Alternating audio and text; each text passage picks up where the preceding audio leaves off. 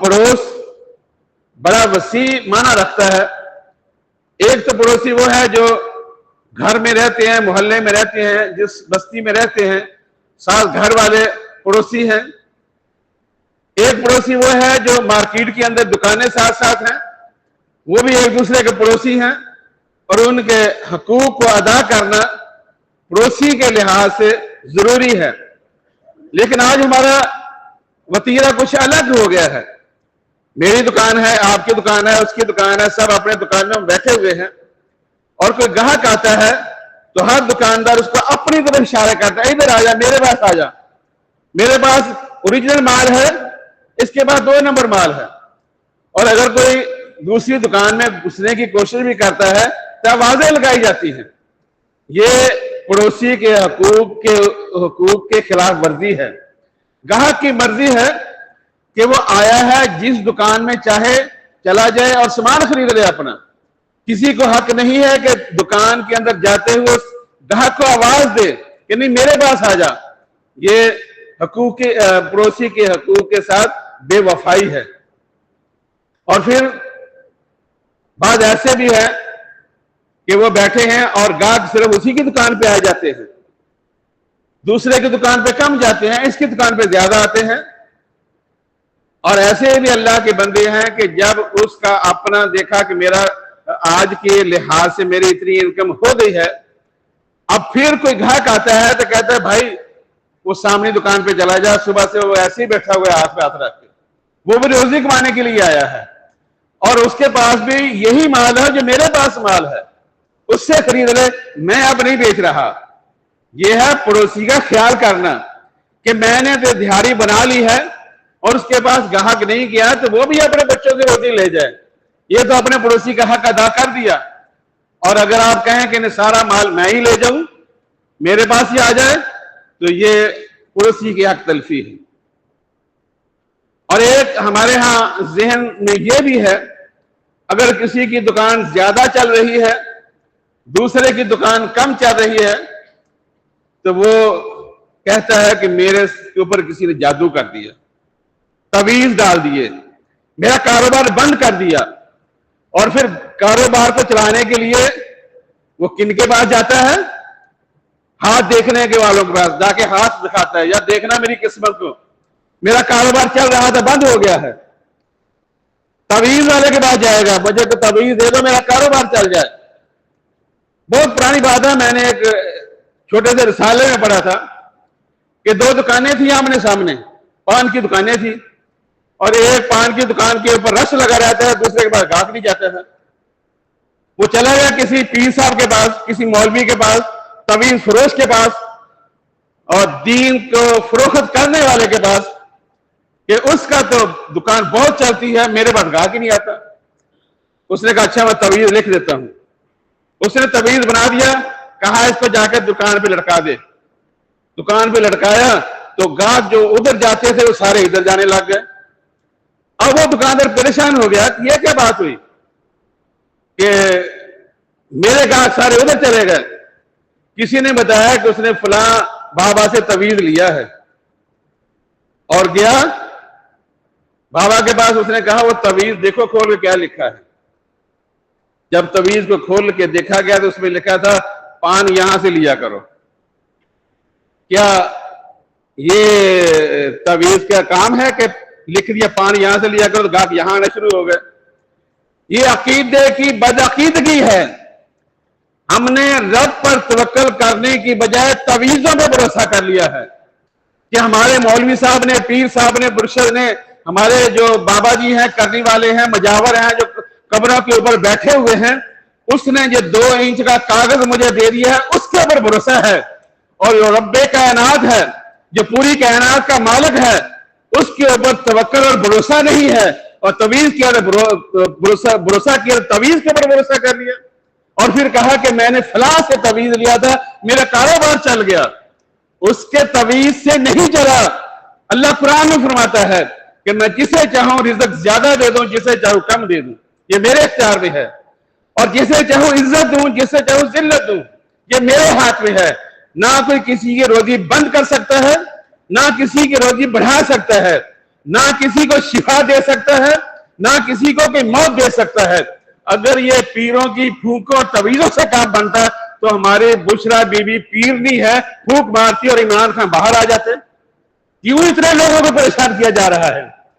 اصل بات یہ ہے کہ قرآن کو چھوڑ دیا، رب پر جو عقیدہ ہونا چاہیے تھا اس کو ترک کر دیا، اور ہم نے تویزوں پہ عقیدہ رکھ لیا، پیروں پہ عقیدہ رکھ لیا، مجاوروں کے داستانوں پہ خود بھی جاتے ہیں، اپنی بہو بیٹی کو بھی لے کے جاتے ہیں، خود باہر بیٹھے ہیں، بیٹی اور بیوی اور بہو جو ہے، ماں جو ہے وہ پیر کے کمرے میں بیٹھی ہوئی ہے۔ اس سے زیادہ بغاوتی اور کیا ہوگی؟ بہرحال یہ ذہن میں مت رکھیے کہ میرے پڑوسی نے کوئی تویز کر دیا ہوگا، میرا کاروبار بند کر دیا ہوگا۔ نماز کے بعد کا ذکر ہے، اللہ کے رسول نے فرمایا کہ فرض کے بعد یہ دعا پڑھا کرو، اللہم لا مانع لما آتیت ولا معطی لما منعت ولا ينفع ذا الجد منک الجد۔ اے اللہ، جس کو تو دینا چاہے سارے دنیا والے مل کے اس کو روک نہیں سکتے۔ اے اللہ، جس کی روزی تو روک لے ساری دنیا والے مل کے اس کو روزی دے نہیں سکتے۔ یہ تو نماز کے وقت پڑھتے ہیں، نماز کے اندر پڑھتے ہیں، ایاک نعبد و ایاک نستعین۔ اے اللہ، ہم تجھ سے مدد مانگتے ہیں۔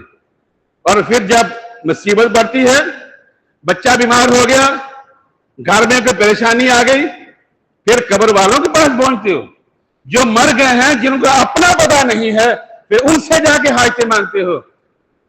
ہونا تو یہ چاہیے کہ اللہ پر اعتماد ہو، اللہ پر توکل ہو، اللہ پر بھروسہ ہو کہ جو بھی کچھ میرے ساتھ ہو رہا ہے سب اللہ کی طرف سے ہے۔ مصیبت ہے اللہ دور کرے گا، فراخی ہے تو اللہ نے دی ہے، تنگ دستی آئی ہے تو اللہ نے دی ہے۔ تو لہذا اپنے اپنے کاروبار میں مدد مانگے تو رب سے مانگیں، ان طویل فروش ایمان فروش مولویوں کے پاس نہ جائیں، اور ایسا ایمان رکھیں کہ ایسے صحابہ کا تھا۔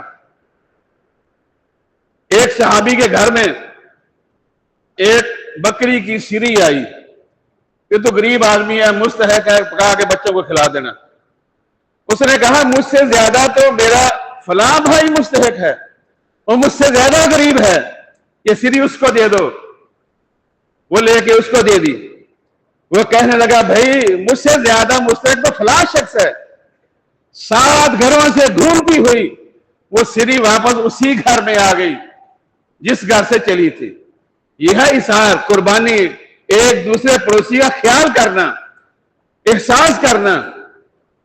جنگ کا موقع ہے، صحابی لڑ رہے ہیں، زخموں سے چور ہیں، زخموں سے چور ہو کے گر گئے ہیں۔ ایک نے آواز لگائی کوئی پانی پلانے والا ہے، بھاگتا ہوا آیا، پانی پلانے والا قریب پہنچا، پانی منہ کے قریب کیا، ایک اور طرف سے آواز آ گئی، پیاسا پانی ہے کہ پلانے والا؟ اس نے منہ کے قریب گئے ہوئے پیالے کو ہٹا دیا، کہنے لگا میرے پہلے اس بھائی کو پلا دو، وہ مجھ سے زیادہ تکلیف میں ہے۔ اس کے پاس گیا، ابھی اس نے منہ کے قریب ہی کیا تھا، تیسری طرف سے آواز آئی، کہا اس میرے بھائی کو پانی پلا دو، وہ مجھ سے زیادہ پیاس میں ہے۔ جب وہاں پہنچا تو اللہ کو پیارا ہو چکا ہے، پلٹ کے آیا تو وہ بھی اللہ کے پاس جا چکا ہے، تینوں شہید ہو گئے، لیکن پانی کسی نے ایک گھونٹ بھی نہیں پیا، حالانکہ پی سکتے تھے، حق تھا اس وقت، کوئی ایسی بڑی بات نہیں تھی، لیکن انہوں نے ساتھی کا خیال کیا، اپنے دوسرے بھائی کا خیال کیا۔ لہذا پڑوسی کے حقوق کے اندر یہ بھی ہے کہ اپنے پڑوسی کے معاملات کو دیکھتے ہوئے اس کے ساتھ ہمدردی، حسن سلوک اور تعاون کیا جائے۔ صحیح مسلم احمد حاکم کی حدیث میں ہے، اللہ کے رسول صلی اللہ علیہ وسلم نے فرمایا کہ لا يدخل الجنہ من لا یامن جارہ بوائقہ، کہ جس پڑوسی سے پڑوسی تنگ ہو وہ جنت میں نہیں جائے گا، پڑوسیوں کو تکلیف دینے والا جنت میں نہیں جائے گا۔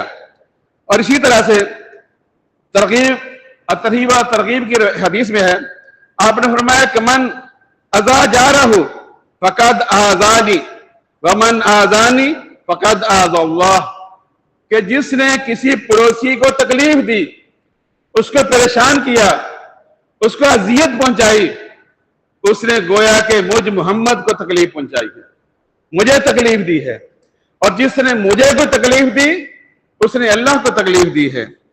اور فرمایا کہ فمن حارب جارہ، جو پڑوسی سے لڑائی کرے، جھگڑا کرے، ان کو تنگ کرے، فقط جاربنی، اس نے گویا کہ میرے سے لڑائی کی ہے۔ ومن جاربنی، اور جو مجھ سے لڑائی کرے گا، فقط جارب اللہ عز وجل، وہ گویا کہ اللہ تعالیٰ سے لڑائی کر رہا ہے، اللہ سے جھگڑ رہا ہے۔ پڑوسی کا اتنا حق ہے کہ اللہ کے رسول نے فرمایا کہ ان کے ساتھ لڑائی میرے اور رب کے ساتھ لڑائی ہے۔ مسند احمد کی حدیث میں ہے، سیدنا مقداد بن اسود بیان کرتے ہیں کہ اللہ کے رسول صلی اللہ علیہ وسلم نے ایک دفعہ اپنے صحابہ کو خطاب کرتے ہوئے ارشاد فرمایا، آپ نے پوچھا کہ ماذا تقولون فی الزنا، اے میرے صحابہ تم زنا کے بارے میں کیا کہتے ہو؟ تو صحابہ کہنے لگے کہ حرم اللہ ورسولہ فہو حرام الی یوم القیامہ، زنا کو اللہ اور اس کے رسول نے حرام کیا ہے اور وہ قیامت تک حرام ہی رہے گا۔ آپ نے فرمایا کہ سنو پھر، 10 عورتوں سے زنا کرنا اور پڑوسی کی عورت سے زنا کرنا ان 10 زناؤں سے بڑھ کر ہے۔ جو کہ پڑوسی سے زنا کرتا ہے اور باہر کہیں جا کے 10 عورتوں سے زنا کرتا ہے، جو اس سے بڑا گناہ ہے۔ آپ نے فرمایا کہ کوئی چوری کرتا ہے پڑوسی کی، وہ باہر 10 چوریوں سے بڑا گناہ ہے۔ یہ اتنا پڑوسی کا حق ہے کہ 10 گنا جو ہے وہ گناہ بڑھ جاتا ہے۔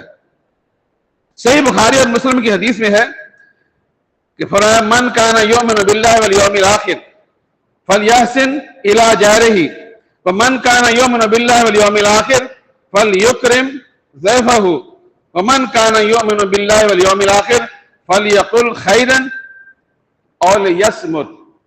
آپ نے فرمایا کہ جو اللہ پر اور قیامت پر ایمان رکھتا ہے، وہ شخص جب بھی احسان کرے، اچھائی کرے، پڑوسی کے ساتھ حسن سلوک سے پیش آئے۔ فرمایا جو اللہ اور آخرت پر ایمان رکھتا ہے اسے چاہیے کہ اپنے مہمان کی عزت کرے، جو کہ مہمان آتا ہے اس کی تکریم کرے اور اپنی حیثیت کے مطابق اس کی خدمت کرے۔ اللہ کے رسول نے یہاں پر ایمان کے ساتھ مہمان کی ضیافت کو بھی مشروط کر دیا ہے۔ اللہ پر آخرت پر ایمان ہے تو مہمان کی مہمانداری کرے۔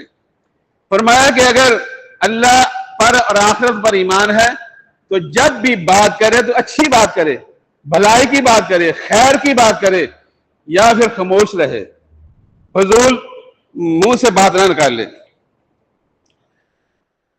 مہمانوں کی تکریم، عزت انبیاء بہت کیا کرتے تھے۔ آپ کو معلوم ہے کہ سیدنا ابراہیم علیہ السلام کا واقعہ قرآن مجید کے اندر موجود ہے کہ جب اللہ کے 2 مقرب فرشتے ان کے پاس آئے تو وہ نہیں جانتے تھے کہ یہ فرشتے ہیں۔ دعا سلام ہوئی، ان کو بٹھایا اور فٹافٹ جا کے بچہ ذبح کیا اور گوشت بھون کے لے آئے۔ جب انہوں نے کھانے کے لیے آگے ہاتھ نہ بڑھایا تو ابراہیم علیہ السلام تھوڑے گھبرا گئے۔ پھر انہوں نے کہا کہ ہم فرشتے ہیں، ہم کھانا نہیں کھایا کرتے، ہم تو بیٹے کی خوشخبری دینے کے لیے آئے ہیں۔ تو اس سے کیا ثابت ہوا کہ مہمان کو آپ جانتے ہیں یا نہیں جانتے، خیریت، اتا پتا، آنا جانا، کہاں جا رہے ہو، کہاں سے آئے، یہ بعد میں پوچھنا، پہلے اس کی مہمانداری کرو، تکریم کرو، عزت دو، پانی پلاؤ، کھانے کا ٹائم ہے کھانا کھلاؤ۔ تو یہ دین کے معاملات میں سے ہے اور ایمان کا یہ ایک حصہ ہے۔ اللہ سے دعا ہے کہ اللہ مجھے اور آپ کو اس پر عمل کرنے کی توفیق عطا فرمائے۔ وآخر دعوانا ان الحمد للہ رب العالمین۔